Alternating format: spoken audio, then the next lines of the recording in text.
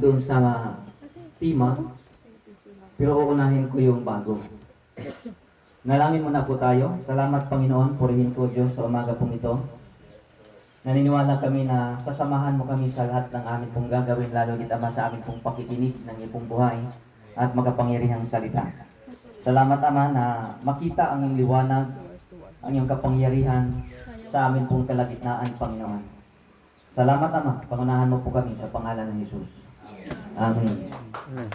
Okay, sa mga hindi pa po nakakilala sa akin, ako po ay asawa ni Sister Elsa. Anak po siya ni Leopoldo Misana. At kung kapitbahay mo siya, baka kilala mo siya. No? So, napadpad po ako dito sa Romblon dahil po sa kanya. Pero may plano talaga si Lord. Amen? So, sa umaga pong ito, mag-aaral tayo ng buhay at makapangyarihang salita ng Diyos. Bago natin tatalakayin yung ating pong tema, gusto kong i-address ito doon sa Ephesians chapter 2 verse 8, na ang kaligtasan ay hindi na nakukuha sa magitan ng ating mga mabubuting gawa. Kundi ito'y biyaya ng Diyos na ipinagkaloob sa bawat isa sa atin. At kung sino man ang nais makatanggap nito, ang sabi ng salita ng Diyos in John chapter 1 verse 12, na ang sino mang sumampalataya, tumanggap sa Kanya, manalig sa Kanya, binigyan siya ng karapatang maging anak ng Diyos. No? So ito yung pagkakataon na naparito tayo hindi sa ating gusto, kundi ang sabi ng Ephesians chapter 1 verse 13 na bago pa lang tayo ipinanganak, itinakda na ng Diyos na darating ka sa araw na ito. At pinili ka ng Diyos. Ano? Pinili ka ng Diyos. Maaring matagal kang nagliwaliw, matagal kang hindi nakapakinig ng salita ng Diyos, pero ito yung itinakda ng Diyos para ikaw ay makapakinig ng Kanyang salita. So meaning, ang pagpili ng Diyos, bagamat matagal, dumating sa tamang panahon. At ito yung time na ang sabi ng panahon, kung mapakinggan mo ang salita ng Diyos, huwag mong patigasin ang iyong puso. Dahil sa araw na ito, ang kaligtasan hindi bukas. Amen? Kaya kung ikaw man ay nandito, first time kang nakadalo, ito yung pagkakataon mo. Amen po? So, simple lang po ang gagawin. Tanggapin ka ng Panginoon bilang isa kang anak niya at kabilang ka sa kanyang pong pamilya. At kapag ikaw ay sumampalataya sa Kanya, ikaw ay magkakaroon ng buhay na walang hanggan. Kaya, kung nais mo na makamit ang napakagandang regalo ng ating Panginoon, ang sabi ng salita ng Diyos, pagsisihan mo talikdan ang iyong mga kasalanan at magbalik loob sa Panginoon. Pwede ba tayong manalangin muna? At ang panalangin ko para ito sa mga bago na kasama natin ngayon, no? Susundan po ninyo ako sa aking panalangin at ariin po ninyo itong iyong panalangin. Pwede kang pumikit ng iyong mata at iyong muko at susundin mo ang aking panalangin. Nalangin po tayo. Dakilang Ama, Diyos naming makapangyarihan sa lahat, salamat po sa kaligtasan na ipinagkaloob mo sa akin sa araw na ito. Panginoong Jesus, narito ang buhay ko. Muli kong ipinagkatiwala sa inyo. Pinagsisihan ko ang aking mga kasalanan mula noon hanggang sa ngayon. Patawarin mo po ako. At salamat na isa ako sa mga pinatawad mo at nabiyayaan ng kaligtasan. Panginoong Jesus, binubuksan ko ang aking puso at inanyayahan kita na pumasok ka at ikaw na po ang maghari ng aking buhay mula sa araw na ito hanggang sa muli mong pagparito. Marami pong salamat, Ama. Purihin ka sa pangalan ni Jesus. Amen. Amen. Amen. Palakpakan natin ang ating Panginoon. Okay. Dadalo po tayo sa mensahe ng ating pong Panginoon. At ang mensahe pong ito ay kukunin po natin sa Book of Ephesians o Ephesians. Sulat po ni Apostol Pablo. Ang topic natin o tema sa umagang ito ay Unity in the Body of Christ. Mayroon akong ginawang isang message na ang pamagat ay Unity with Humility. No? Kasi mayroon pong mga nagkakaisa pero wala namang pagpapakumbaba. At dito, binago. Unity in the body of Christ. Ephesians chapter 4, verse 1 to 6. Pero yung tatalakay natin halos isang book ng Ephesians sa mga oras na ito. Okay. Ang sabi dyan, start po tayo ng 1. Sa 1 ba tayo nag-start o 2? Okay, 1. Kaya't ako ng isang bilanggo dahil sa Panginoon ay nakikiusap sa inyo na mamuhay kayo gaya ng nararapat sa mga tinawag ng Diyos. Kayo'y magiging mapagpakumbaba, mahinahon at matyaga. Magparaya kayo dahil sa inyong pagmamahal sa isa't isa. Sikapin ninyong mapanatili ang pagkakaisang mula sa Espiritu sa magitan ng kapayapaang nagbubuklod sa inyo. May isang katawan at iisang Espiritu, kung paano may isang pag-asa na para doon kayo tinawag ng Diyos. And verse 5, may isang Panginoon, iisang pananampalataya, iisang bautismo. And verse 6, iisang Diyos at Ama nating lahat. Siya ay higit sa lahat, kumikilos sa lahat, at nananatili sa lahat. Yan po natin kukunin ang mensahe ng ating pong Panginoon. Pero bago ang lahat, bigyan ko po kayo ng konting introduction. Ano po ba yung Book of Ephesians o Church of Ephesians? Ang Church of Ephesians po ay kauna-unahang iglesia sa 7 iglesia sa Asia. At ito yung unang itinayo ni Apostol Pablo nung siya ay tinawag ng Diyos para maglingkod.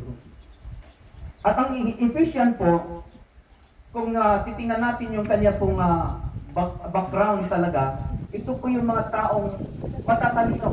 Aral sila sa salita ng Diyos. At talagang walang pwedeng kumontra sa kanila dahil alam nila yung tama sa mali pagdating sa Biblia.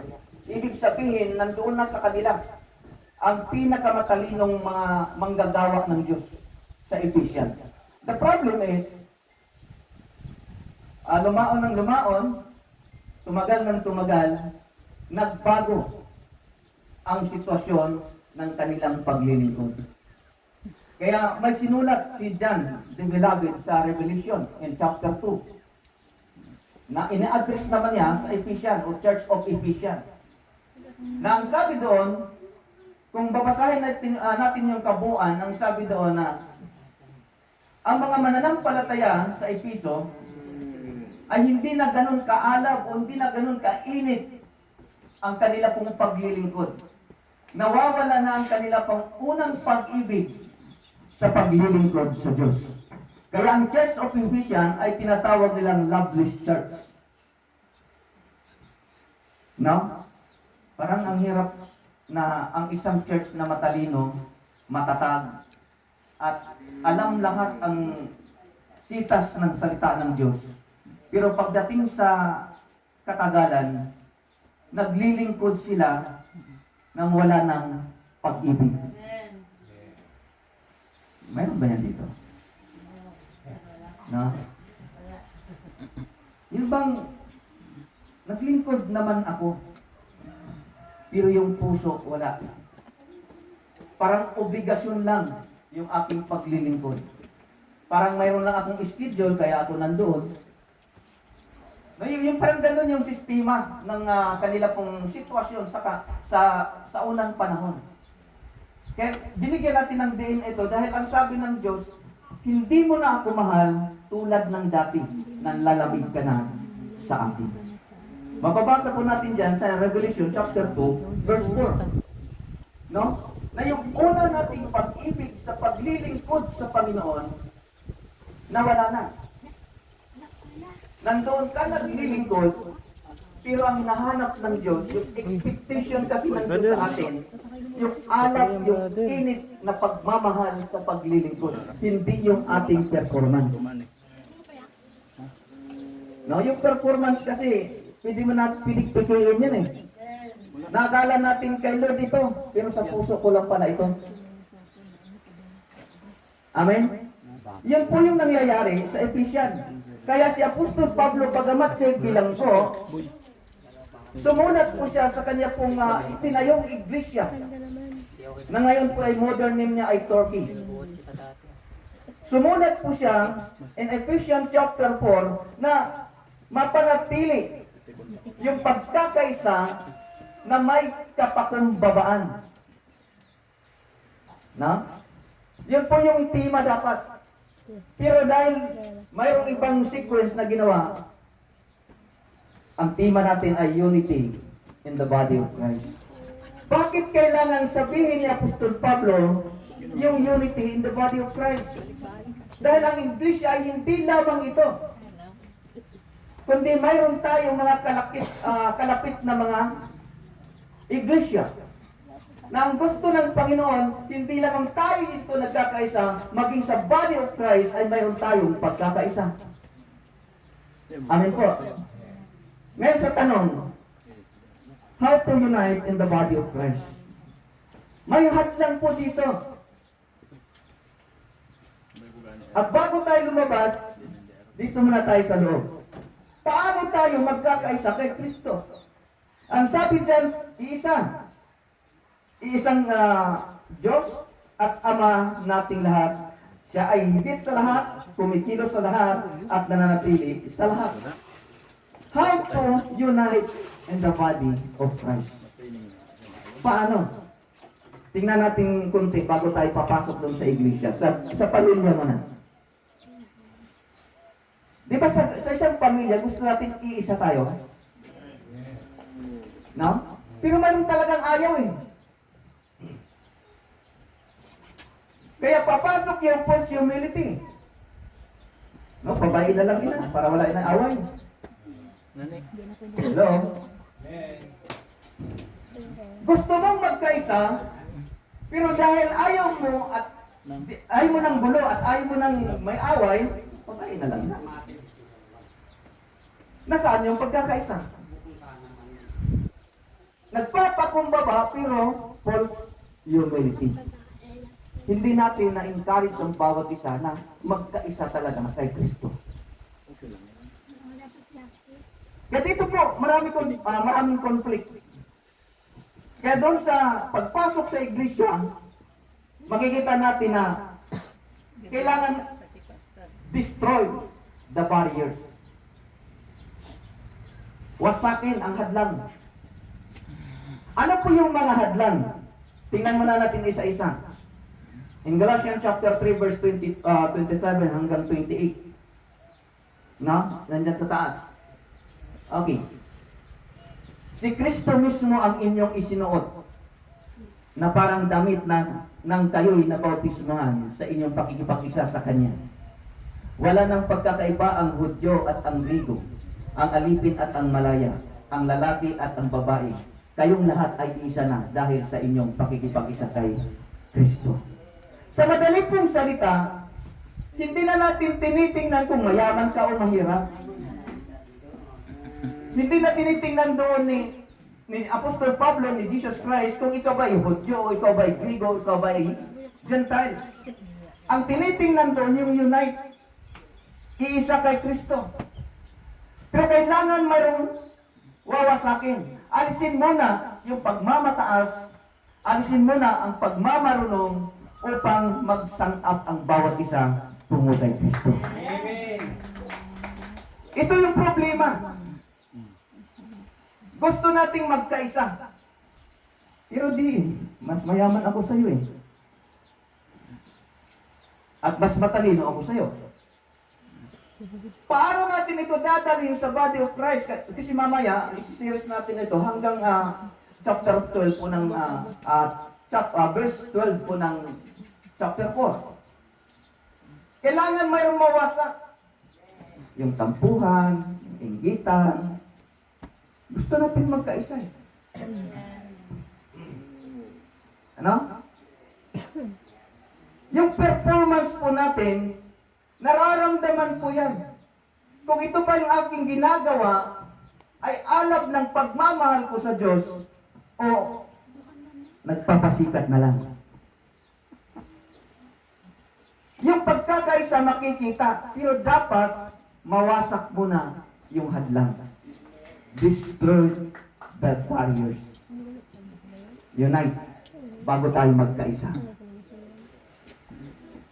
Alam po ninyo, masarap talaga pakinggan pag sinasabing iisa, nagkakaisa. Pero mo, ang United States, hindi sila nagkakaisa. Ang United Nations, no? Ang sabi na nagkakaisang bansa, pero magulong. Mayroon namang unity, pero magulo din. Yan po ay mga nasa mundo. Pero ang application sa church, dapat tayo na mga Kristiyano ay isa. Nagkakaisa. At hindi lang nagkakaisa, kundi nagmamahalan. Mayroon pakumbaba. No? Kaya dito makikita natin, tingnan natin yung Ephesians chapter 2 verse 14. Bago tayo papasok doon sa mga application. Sa Ephesians chapter 2 verse 14. Ang sabi diyan, sapagkat si Kristo mismo ang nagbigay sa atin ng kapayapaan dahil sa pinag-isa niya ang mga Hudyo at ang mga Hentil. Sa pamagitan ng kanyang katawan, giniba niya ang pader ng alitan ng naghihiwalay sa atin. Pinawalang bisa niya ang kautusan kasama ang mga utos at mga alituntunin nito upang mula sa dalawang lahi ay makalikha siya ng isang bagong bayan na nakipag-isa sa kanya at sa gayon ay magkaroon ng kapayapaan. Sa pamamagitan ng kanyang kamatayan sa krus, winakasan niya ang kanilang alitan. Pinagkasundo sila sa Diyos at pinagbuklod sa isang katawan. Naparito na si Kristo at ipinangaral niya sa lahat ang magandang balita ng kapayapaan sa inyong mga Hentil na nooy malayo at sa mga Hudyo na malapit. Ibig sabihin, si Kristo mismo ang nagwasak ng mga hadlang upang ang Hudyo at ang mga Hentil ay magiging iisa. At yun ang gustong i-apply ni Apostol Pablo sa loob ng iglesia. Na ang pagkakaisa ay makita na walang paligsahan, walang competitive. Ang gusto niyang makita, completeness. Hindi competence. Amen? Minsan sasabihin ng isa, mas magaling naman ako sa'yo. Wala nang pagkakaisa. Sumasama na ang loob ng isa. Nagsasama-sama, pero mayroong mga sasama-sama ding loob. Pero wala yan dito. Amen. Amen? Iisa tayo kay Kristo. Kasi yun po yung hadlang sa pagkakaisa. Kung gusto nating magkaisa, no? Na may pagmamahalan sa isa't isa, makita yung kapakumbabaan ng bawat isa. Simple lang po yung mga problema sa ngayon, mga kapatid. At nagiging personalan na ang dating. Pero sa mga anak ng Diyos, hindi uubra yan. Amen? Mahal na mahal tayo ng ating Panginoon. So, apply natin ng konti. Sa iyong palagay, bilang mananampalataya kay Kristo, ano ang dapat kong gawin para tayo ay magkaisa?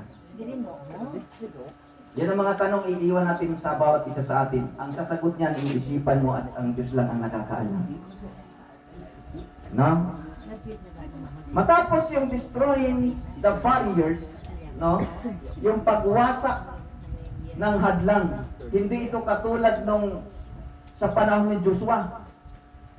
No? Yung sa panahon ni Joshua, yung makapal na bakod, nawasak lang yun sa pamagitan ng pagpupuri. Nawasak yun. Upang sila ay makadaan, masakop yung isang area ng Kanaan. Alam po ninyo mga kapatid, kahit anong puri natin sa Panginoon, no?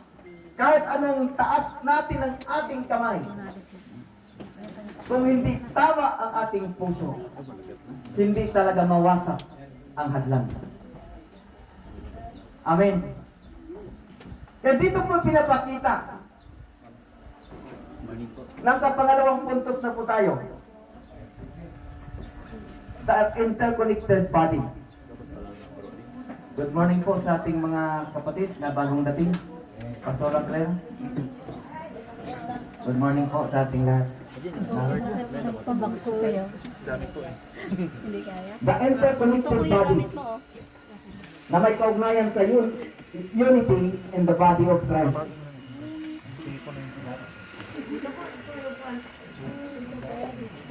Ano nakalagay dyan? Commitment issue. Hello? Sa interconnected body, mayroon pong commitment issue. Ano yung commitment issue? Nag-commit ka sa gawain ng Panginoon, pero may problema. Like for example ganito. 1 Corinthians chapter 12, verse 12 to 14. Na ang sabi dyan, si Kristo tulad ng isang katawan na may maraming bahagi. Kahit na binubuo ng iba't ibang bahagi, ito ay nananatiling iisang katawan.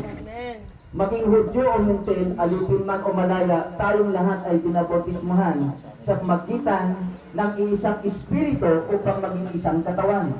Tayong lahat ay pinainom sa isang espiritu. In verse 14, ang katawan ay binubuo ng pakitaan konti. Maraming bahagi at hindi na iisa. Amen. Ito yung buhay na kung saan ang katawan ni Kristo ay maraming bahagi. At titingnan natin yung maraming bahagi. Yung illustration ni Apostol Pablo sa Romans chapter 12, verse 5, verse 4 to 5. Ayan o. Kung paano ang katawan ay binubuo ng maraming bahagi at magkakaiba ang gawain ng mga ito, gayon din naman, kahit na tayo marami, nabubuo tayo sa isang katawan ni Kristo at tayong lahat ay bahagi ng isa't isa. Ang konteksto po nito, hindi ko na ba kailangan ang paa dahil may kamay na ako? Hindi ko na ba kailangan ang mata dahil may tainga na ako? Yan po yung ibig sabihin ng katawan. Alam po niyo yung punto dito, mga kapatid, sa isang katawan, nagkakaroon ng problema talaga. Ang bahagi ng ating mga katawan ay nagyayabangan. Amen. Ang sabi ng kamay, hindi na kita kailangan paa dahil may kamay na ako. E paano siya lalakad? No? Ang sabi naman ng bibig, hindi na kita kailangan mata dahil may bibig na ako. Yan po yung konteksto nito. Pero mayroong isang bahagi sa ating katawan na kahit hindi siya nakikita ay napakahalaga. No? yung dinadaanan ng ating dumi.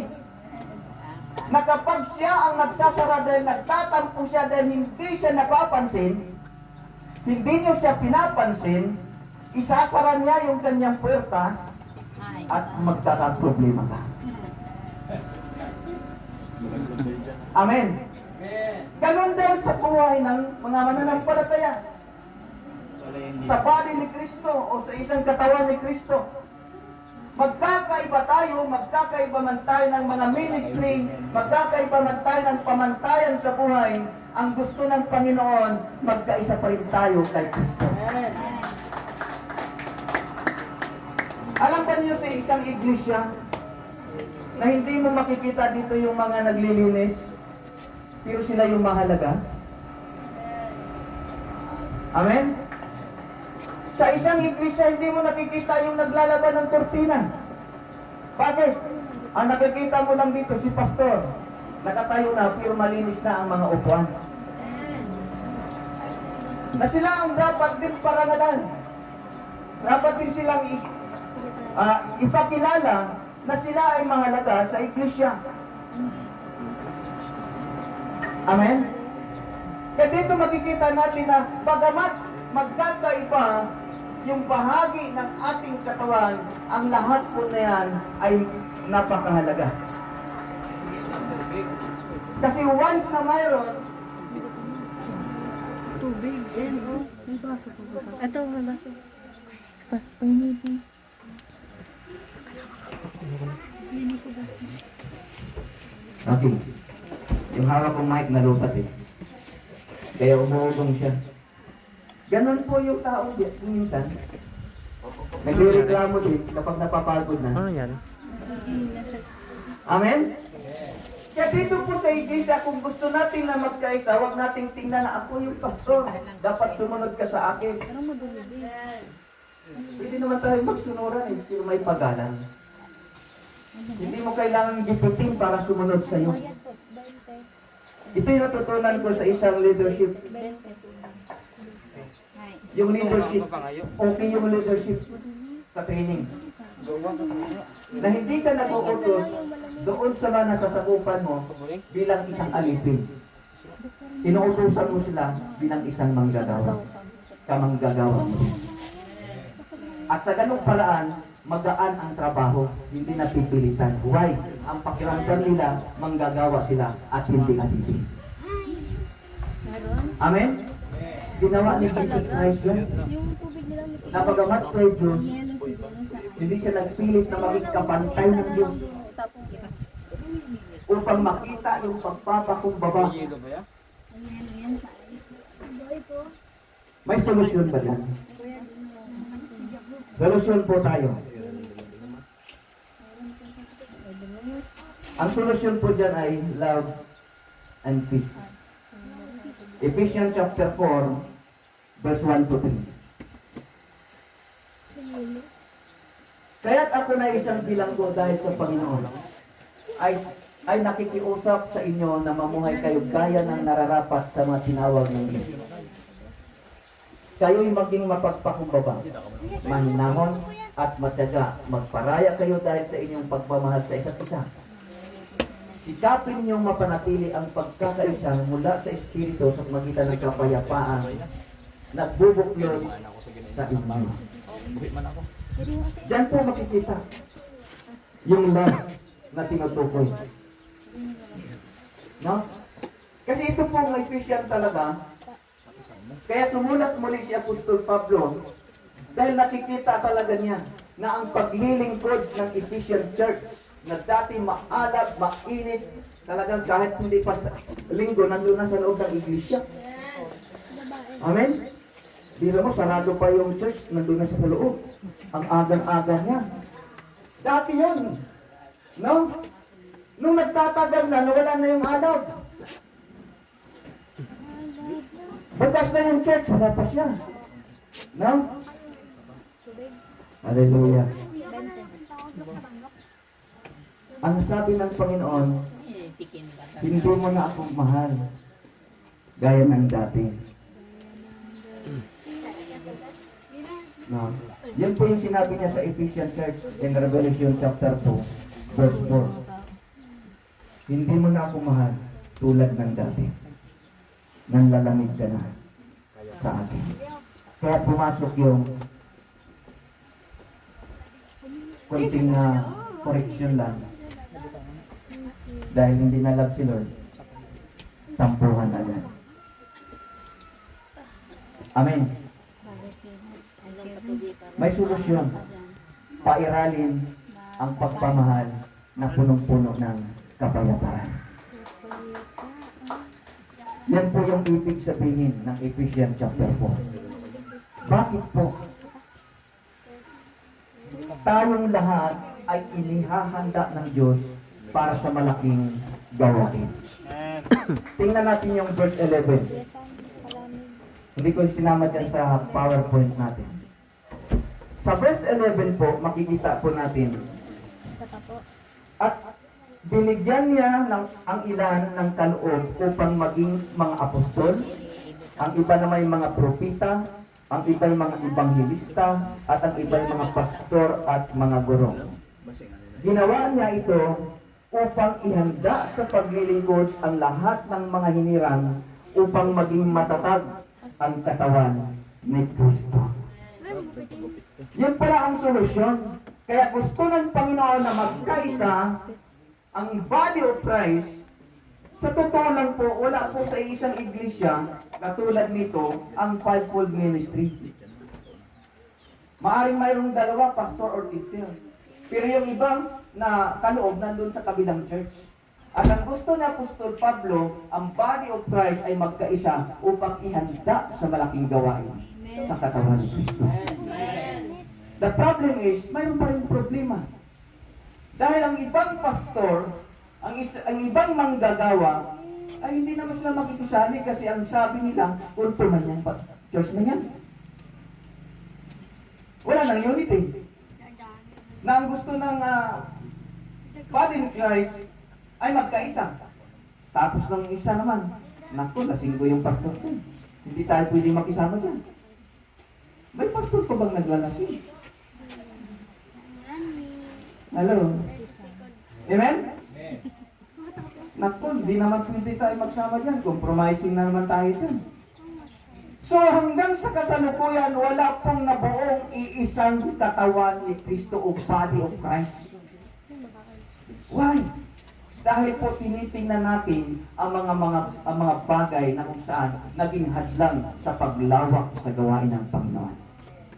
Pero ang gusto ng ating Panginoon, tayong lahat ay magkaisa upang ihanda sa malaking gawain para kay Kristo.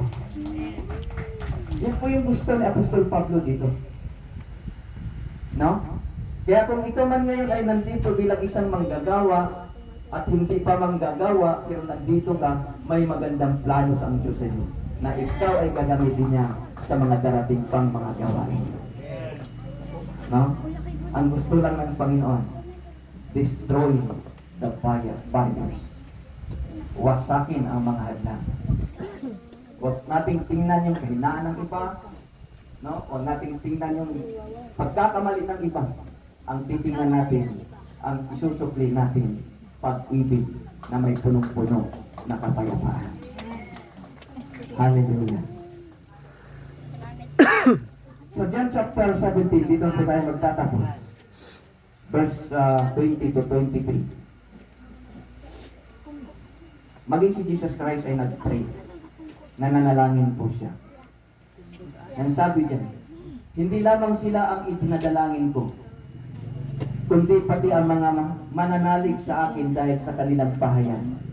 Ama, maging isa nawa silang lahat kung paanong ikaw ay nasa akin at ako'y nasa iyo.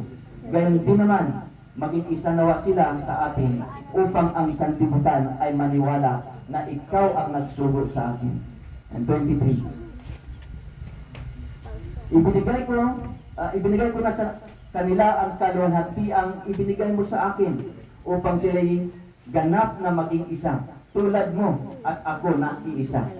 Ako'y nasa kanila at ikaw ay nasa akin, upang lubusan silang maging isa, Dahil dito, malalaman ng sanlibutan na isinugo mo ako at sila'y minamahal mo katulad ng pagmamahal mo sa akin. Yan ang dalangin ng ating Panginoon. Pagmamahal ang dulo. Amen? Kaya in-encourage po natin yung bawat isa sa atin na yung unity in the body of Christ maganap. Pero simulan natin sa ating sarili bago tayo lumabas. Kapag nakita natin na tayo ay nagkakaisa, nagmamahalan at punong-puno ng kapayapaan, hindi na tayo mahirapang mang-inganyo sa kanila. Why? Sila mismo ang lalapit sa atin upang makipag-isa kay Kristo. Kung mapapansin natin yung parable ni Jesus Christ, yung pagkatawag niya sa mga alagad niya, lalo na yung mga mangingisda. Nadatnan nila, naghahayuma sila ng kanilang lambat. Ibig sabihin, nagtatahi sila kasi punit. Amen? Kapag punit kasi ang isang lambat, lalo na dito na malapit sa dagat, hindi yan makakahuli ng maraming isda. At madalas mahuhuli mo dyan yung mga hindi magagandang isda. Amen? Anong ibig sabihin nun sa parable na yun? Tayo po, tinawag ng Panginoon, hinahayuma din po niya tayo. Tinatahi niya tayo upang ihanda sa Panginoon. Ibig sabihin, inaayos niya yung buhay natin. Kasi mahirap mag-evangelize na wala tayong pinagkaiba sa mundo. Amen? Wala. Sasabihin mo, sama ka sa amin, mag-church tayo. Ano bang church mo? Kung naging Christian, ambasador ng Kristo ako. Yung buhay mo, hindi naman ambasador eh. Paano sasama? No? Kaya ang gusto ng Panginoon, huwag ka munang magyaya. Ipatahi mo muna kay Kristo yung buhay mo. At kapag maayos na, kusa na lang lalapit yung isda kay Kristo. At doon makikita yung kung gusto nating magkaisa. No? May pagkakaisa kay Kristo. Kaya tayo po na mga mananampalataya, in-encourage po dito sa sulat niya Apostol Pablo, paghariin ang pagkakaisa at kapagkumbabaan. Unity with humility. Para mabuo unity and the body of Christ. Ito po yung message ni Lord sa umaga po nito.